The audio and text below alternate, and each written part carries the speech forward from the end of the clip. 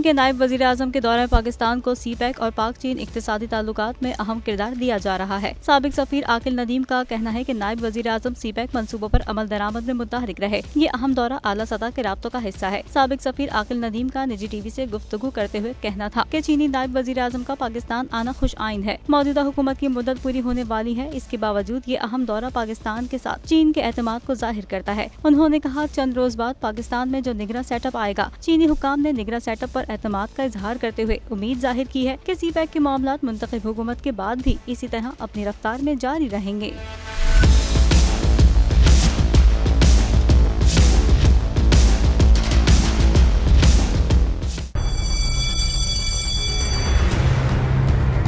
जामियात में चलता गोरख धंधा,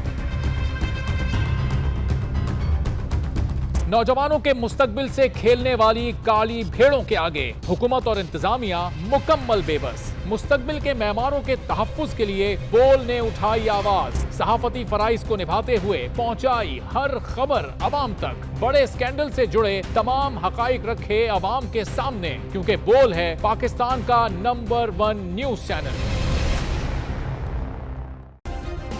सब्सक्राइब करें और बेल दबाएं ताकि कोई खबर रह न जाए।